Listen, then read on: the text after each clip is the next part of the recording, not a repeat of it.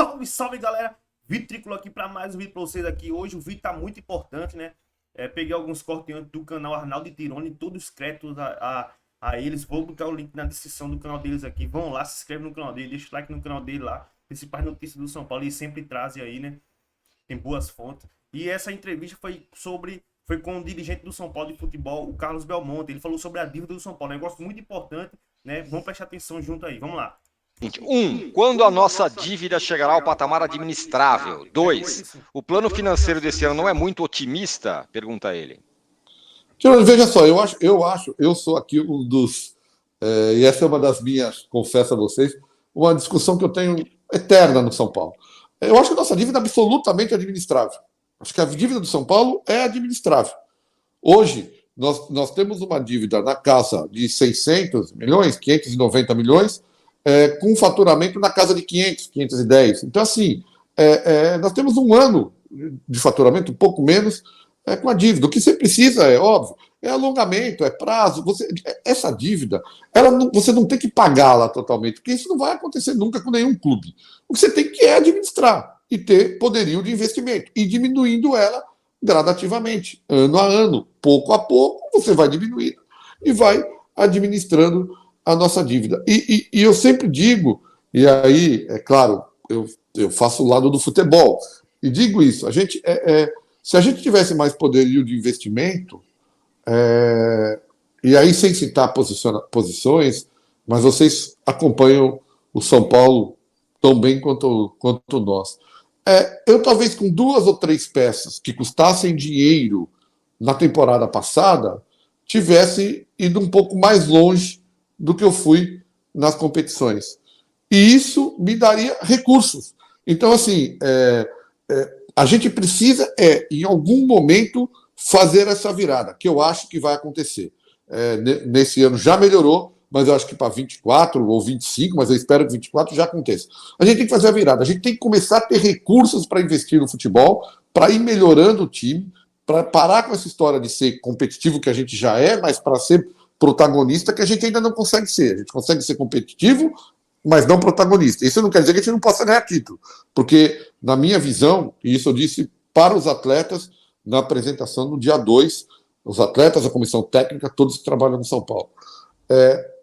O São Paulo não pode entrar nem em torneio de par ou ímpar se achar que não vai ser campeão. Se você me perguntar, o São Paulo pode ser campeão? Sim, pode ser campeão. Pode ser campeão paulista, campeão da Sul-Americana, campeão brasileiro e campeão da Copa do Brasil. O São Paulo pode ser campeão. E é assim que todo mundo tem que acreditar, porque eu não vejo essa diferença tão gritante dos times de ponta para os times que vão estar um pouco abaixo. E aí, numa bobeada, você pode chegar.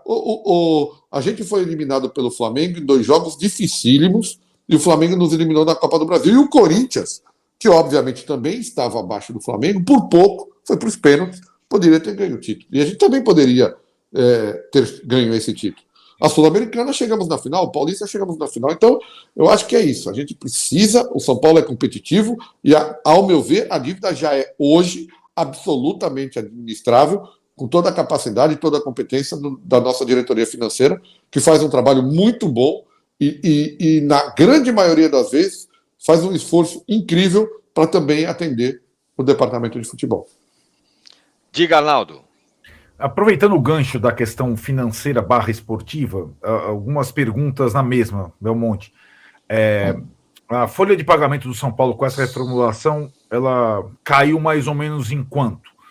A segunda pergunta, as metas esportivas / financeiras da temporada permanecem as mesmas, né, da temporada passada, o que me parece dizer que o São Paulo não vai privilegiar competição, ou vai tentar jogar todas para ganhar também, né, na forma mais escancarada possível. E a terceira relacionada é a dívida com o grupo de jogadores atual, aquela questão das imagens, com os salários, etc. O São Paulo, de fato, começa 2023 com esse elenco zerado em termos financeiros? Vamos lá. Primeiro, a questão da dívida com os atletas. Sim, nós zeramos com os atletas que estão no elenco, nós zeramos todo mundo no dia 14 de dezembro. Tudo que estava em aberto, nós zeramos em 14 de dezembro. Agora, isso os atletas sabem, está conversado com os atletas. A imagem mensal, ela eventualmente atrasa um mês, atrasa 2, você paga. Isso não preocupa os atletas, porque é assim, nós vamos sempre pagar a CLT em dia e buscar pagar a imagem em dia. Então a gente está com a imagem em dia. Mas eles já sabem, esse mês aqui atrasou um pouquinho, nós vamos pagar no outro. Mas isso é uma situação totalmente diferente do que a gente tinha. A gente tinha luva atrasado, a gente tinha pandemia, a gente tinha uma situação... Nós pagamos mais de 100 milhões desde que assumimos só de dívidas passadas. E de novo, eu sempre faço essa questão de dizer que não há nenhuma responsabilidade com relação à diretoria anterior, nesse caso, porque teve a pandemia. A gente quitou e conseguiu, resolveu. Tá? Hoje a gente tem tudo em dia e tem como panorama assim, pode atrasar uma imagem um mês aqui, um mês ali, mas nós vamos tentar ficar o ano inteiro pagando os atletas o máximo possível em dia. Com relação à folha, eu acho que nós tivemos, hoje, o número eu não tenho certo, mas a redução entre 10% e 15% no total. Não é uma redução tão grande, porque saíram jogadores importantes, mas também chegaram, e também, quando eu falo isso, nós temos alguns atletas que nós estamos, apesar de já terem contratos em vigor, nós estamos renovando os contratos. Nestor, ele tem mais tempo de contrato, mas a gente acha que o patamar que o Nestor está, pelo que ele fez na última temporada, ele precisa de um reajuste. O Wellington, a mesma situação, já estamos conversando. Então a gente vai ter alguns reajustes desses. Pablo, nós estamos melhorando o salário de alguns atletas, principalmente desses meninos que ganharam destaque na última temporada. Qual a outra, Arnaldo? Era das metas esportivas das competições, etc. Eu sempre voto vencido nisso, já fui no ano passado e sou de novo. Eu não gosto da forma que o São Paulo coloca isso no orçamento. Eu acho isso muito ruim. Já achava o ano passado e continuo achando esse ano. Eu acho que isso você tem que pegar. Então, peraí, quais são as nossas metas? A nossa meta é chegar na final do Paulista. Se você chegar na final do Paulista, qual a premiação? É 5 milhões. Beleza, 5 milhões. Se você chegar em sexto no Brasileiro, qual é a premiação? X. Eu trabalho assim, apesar de estar escrito no orçamento de outra forma. Eu pego o que está escrito no orçamento e, no meu caso, não é meta desportiva. Orçamento não tem que ter meta desportiva. Orçamento tem que ter meta financeira. Então eu pego o valor todo dessas posições que estão no orçamento, que é final do Paulista, final do Sul-Americano, sexto do Brasileiro e acho que é quartas de final da Copa do Brasil. Eu faço um pacote de valor financeiro, chego lá para a comissão técnica, para o restante da diretoria, aqui, nós temos que atingir de premiação isso aqui. Esse é o nosso objetivo. Que posição nós vamos chegar no campeonato não é o mais importante para o orçamento. Isso é importante para nós, desportivamente. O orçamento significa que se eu for primeiro no Brasileiro e não passar em nenhuma fase da Sul-Americana, não chegar na final do Paulista e não for bem na Copa do Brasil e for campeão brasileiro, orçamentariamente eu vou ter cumprido a meta. É um erro, avalio sempre assim, é um erro colocar posicionamento na meta, porque aí você passa a tratar isso como uma meta desportiva, e não é verdade, é uma meta orçamentária. Desportivamente, isso não é porque nós queremos, como futebol, tirar o corpo fora. Não, já disse aqui, nós temos que entrar nos campeonatos todos para buscar o título. Essa é a função do São Paulo. Mas eu não posso estar lá, não, olha, você não chegou na final da Sul-Americana. Mas como eu posso colocar desportivamente que eu vou estar na final da Sul-Americana? Isso é loucura do ponto de vista desportivo. Do ponto de vista financeiro, eu entendo. Mas eu tenho que ter possibilidade de compensar com outros posicionamentos. Eu tenho que cumprir o orçamento. Essa é a ideia. Desportivamente falando, Belmonte, o Rogério Ceni começa essa temporada aqui, e eu tenho dito há alguns dias, desde o fim do ano passado já, que 2023 teremos o time do Ceni. Não que os dos anos anteriores não fossem totalmente, né? Afinal, no ano passado, teve o vazamento daquela conversa, com o Ceni ameaçando ir embora se não tivesse jogadores, os jogadores chegaram, a temporada foi a que foi. E agora 2023, me parece que é o ano que mais o time terá a cara do Rogério Ceni. Minha pergunta é a seguinte, no final da temporada passada, depois de chegar na final do Paulista perder, chegar na final da Sul-Americana perder, e o Casares ir na coletiva lá depois do jogo contra o Inter e falar, ele é o nosso técnico, Qual foi a abordagem da direção de futebol, da diretoria e tudo mais com o Rogério Ceni? Qual tipo de cobrança foi feita para que ele chegasse nesse ano e agora com o time que é totalmente dele? A minha avaliação é que aconteça o que acontecer este ano, terá sim, mais do que nunca, as digitais do Ceni. Esse time que está aí me parece que é o time do Ceni. Vamos lá, Tirone. Primeiro, deixar claro, isso, como a gente define as coisas, sempre foi do mesmo jeito e da mesma forma. Primeiro que, assim, não existe, né? A gente ouve aí, o Rogério não é manager, o Rogério é treinador do time do São Paulo. O Rogério é responsável por treinar a equipe de São Paulo. E o Rogério continua fazendo em 23 o mesmo papel que ele fez em 22. E os papéis continuam iguais. Como a gente define contratação de jogador?